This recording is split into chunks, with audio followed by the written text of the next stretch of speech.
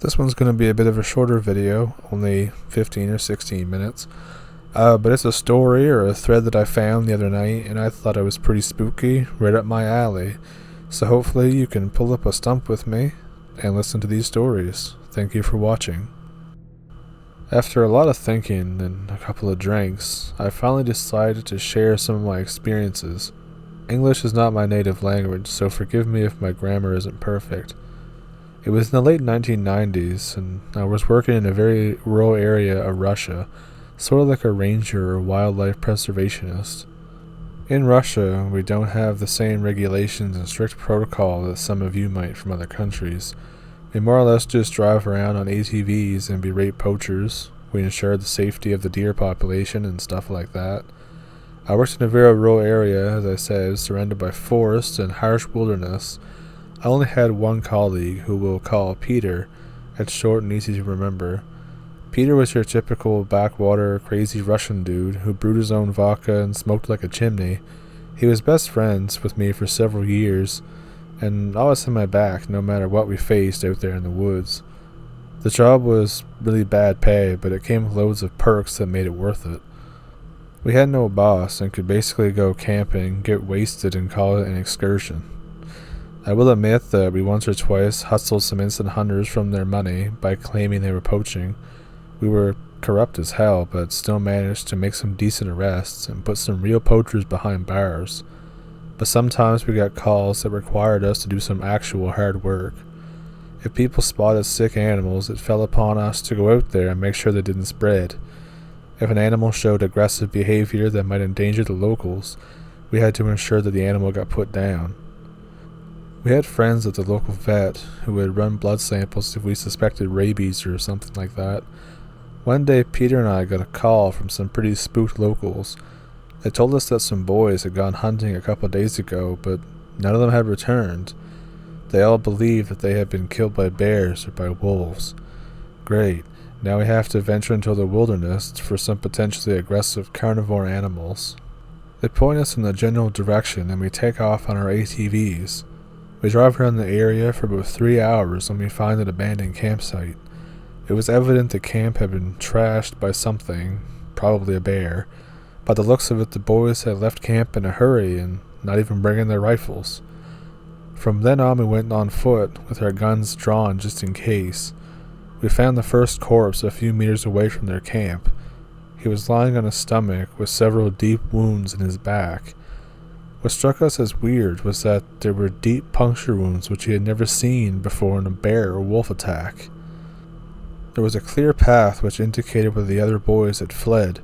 We found 2 boys in the same small area, both of them laying dead with similar wounds. One of them had practically been gutted. Peter was visibly shaken by this scene, and just kept shaking his head in disbelief. According to the locals, there was supposed to be 4 boys out there, so we were still missing one. We both tactically messed our pants when we heard something rustling through the bush toward us. We aimed at the commotion and waited for it to reveal itself before we shot. I almost dropped my rifle when it emerged from the dense bushes. It was a red stag with the mangled remains of the 4th boy stuck in its antlers. It had trouble holding its balance under the weight of the boy, but still bellowed aggressively as if it was about to charge us. Peter was the first to snap out of the shock and started lighting the thing up. Upon further inspection, we noticed that his antlers were worn down and broken. It had put an excessive amount of force behind each of its charges, breaking its antlers on the poor boys. The reason the 4th boy was stuck in the antlers was because the damn thing had practically torn through his ribcage. We couldn't separate the boy from the antlers, so we had to bring the head of the deer with us. It was one of the most screwed up rides home, with the cargo of several corpses tied to the back of our ATVs. The local authorities were pretty angry at us, seeing as we had moved bodies from a potential crime scene. But they let us off easy, seeing as the killer was literally embedded in one of the victims. Seeing the heartbroken parents of these boys still haunts me to this day. That night Peter and I hung out, mostly because I was still really spooked. That stuff wasn't natural, he said at one point. Deer can be aggressive and defend against predators, yes, but this one hunted down those boys and killed them all. They don't do that shit. And that was the first time I caught a glimpse of the spooky stuff that goes on out there. In the following years, I saw some deeply insane stuff that only Peter and I know about. I will share some of those stories with you, and hopefully you will believe me and understand why I am scared every time I see a deer. About once or twice a month, we had to go on excursions into the wilderness to look for signs of poachers, sick animals, and other stuff like that. One time we decided to drive out to a fairly secluded area because there were rumors of some potential poaching. It was a very long drive, so we always kind of put it off to the last minute, praying that the poachers would just get mauled by bears so we wouldn't have to make the long journey out there. We had to drive for about 15 hours before the terrain became too difficult for even the ATVs to handle. We had to walk the rest of the way, which meant we had to camp out overnight. I was pretty uneasy, especially when night came around. Camping out was a norm for us, but we were further away from civilization than I had been before, and the previous incident was still haunting my mind. Peter offered me a bottle to ease my worries, but I didn't want to be intoxicated in case we get attacked by some demonic deer again. The night went by without incident, but I still didn't get a lot of sleep.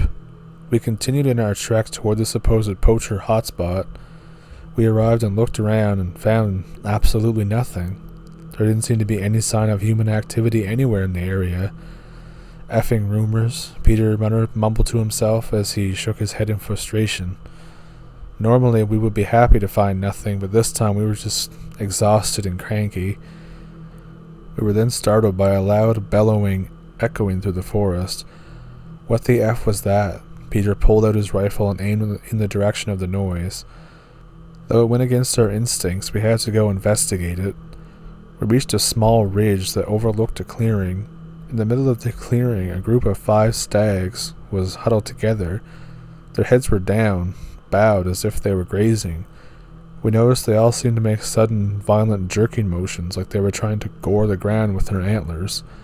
Peter fired a shot into the air to make them scatter, and they didn't move.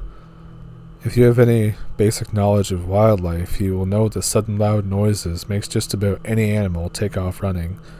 We fired a couple more shots into the air, but they just didn't react. In a small moment of madness, we decided to calmly approach them to get a better look at what they were doing. As we approached them, we were met with the nasty stench of rot. "Is that a bear?" Peter gestured to the ground in front of the stags. To our collective bewilderment, there was a large adult brown bear.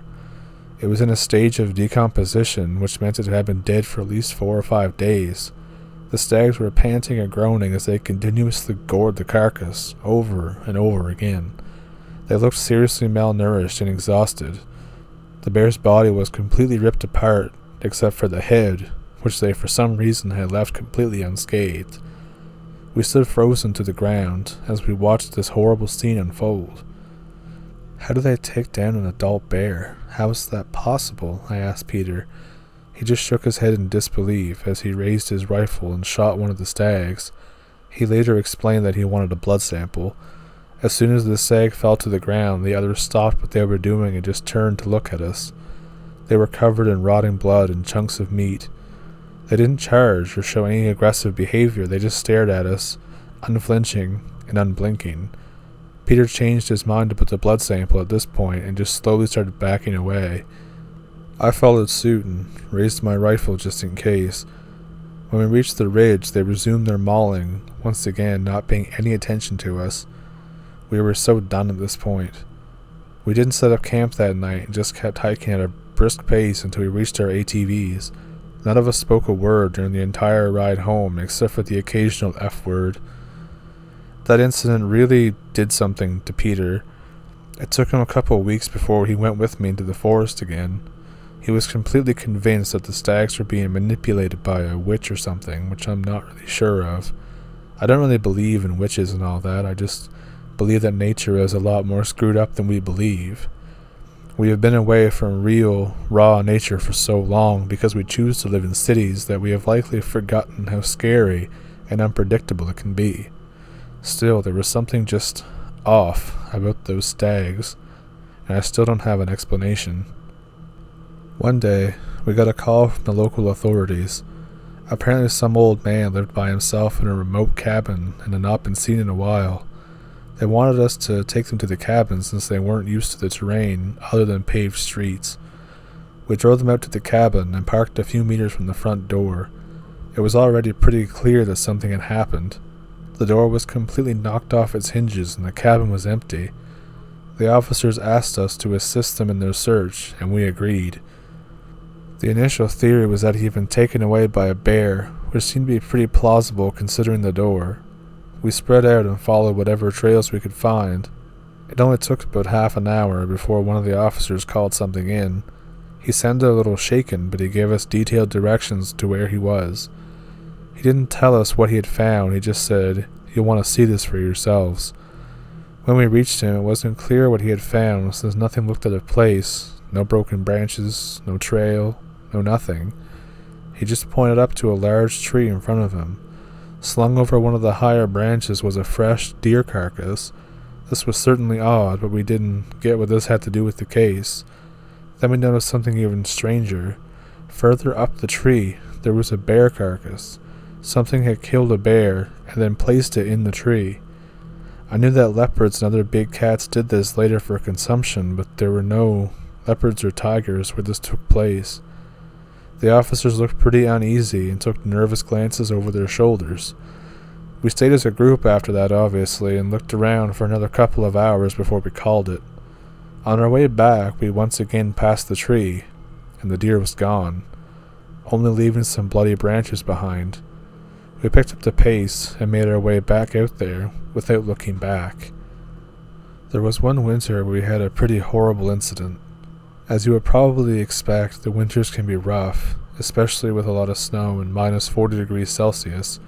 If someone goes missing, they are immediately presumed dead, because it's impossible to maintain your core temperatures for long without being properly equipped. And when someone's child goes missing, it's just all the more worse. The police once again requested our assistance because a mother had reported her 6-year-old daughter missing. The thought of spending hours in the biting cold was not welcoming, but we couldn't possibly turn a blind eye to a missing child. The mother had let her children play outside when one of them had simply started running towards the tree line. They had been out there for some time, calling out her name, but they just couldn't find her. That's when they called the police, who then called us.